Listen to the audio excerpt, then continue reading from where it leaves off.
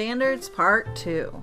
In this video, you will learn about the NACS ELL program, the demographics of NACS and the ELL students, watch interviews of members of the program. What does this mean for NACS ELLs?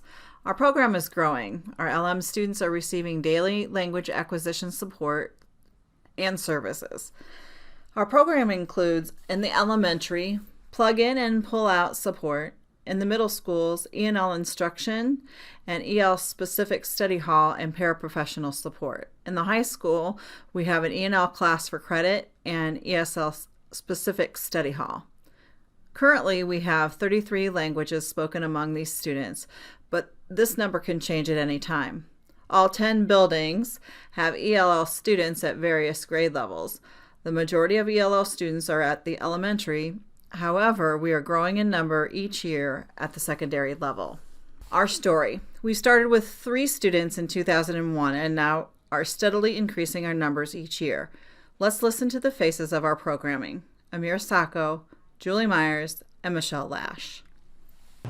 Again, my name is Amir Sacco. I attend Carroll High School. I am a senior and it's my last year. Amir, I have a couple of questions for you. I was wondering what has been the most helpful in your learning of English at Carroll High School. Well, there is a lot of things that have been helping me throughout my academic year, and especially I would like to thank my teachers and all the administrations that have been helping me behind the scene and on the scene. And especially there is 2-3 people that I would like especially to thank: Mrs. Canavero, Mrs. Kiplinger, and Mrs. Messers.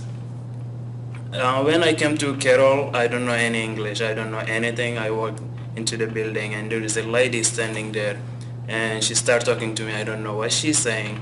I have no idea, I just smiled. And she took me to the class and she showed me, and I met Mrs. Kiplinger, which she speaks French.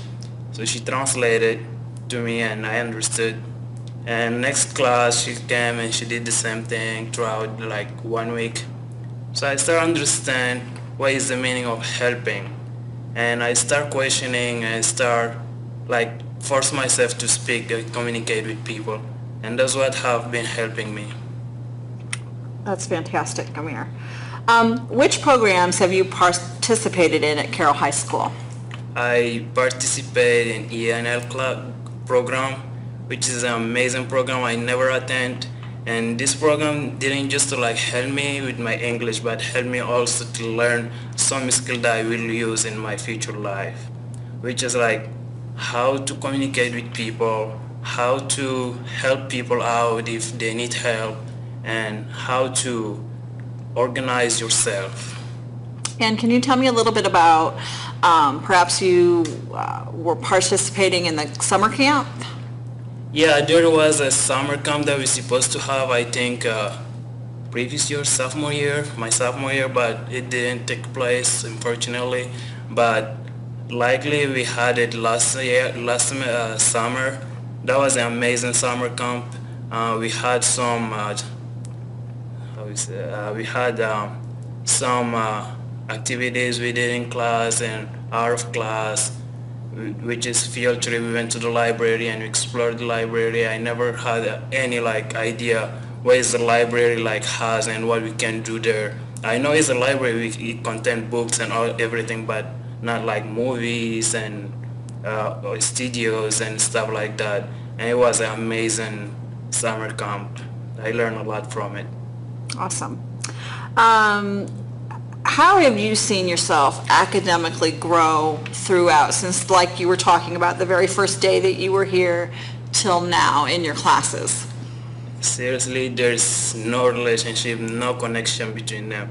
When I came, no yes or no about English. I don't know anything, anything, zero. So thanks God and thanks people around me and my teacher especially helped me. Today I can read and write and translate and do basically everything that an English speaker can do. And what are your future academic plans? My future academic is to be an engineer in agriculture, which is I'm going to attend if I got accepted to Purdue. This is my dream college that I want to attend, and from there I'm gonna move on. Fantastic, thank you.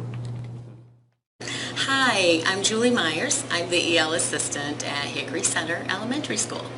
And how do you think WIDA will support you as an ESL assistant here at Hickory Center?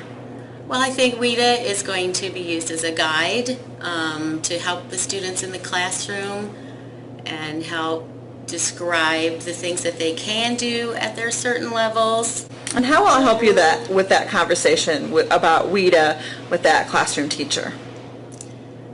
I think it has a really good description of what a student can do in the classroom. My goal, we can work together as a team to do what is best for the student.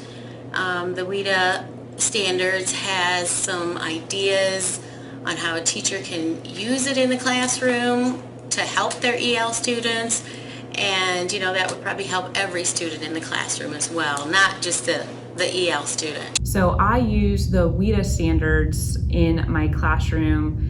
Of course, in my language learner classroom, what I really like is the descriptors of what students should be able to do at each language level. So if my students have an overall WIDA score of a 3, then I can use those standards to decide, okay, the student should be able to accomplish describing with detail verbally, and when they're writing, we should be seeing some clear organization in paragraph form.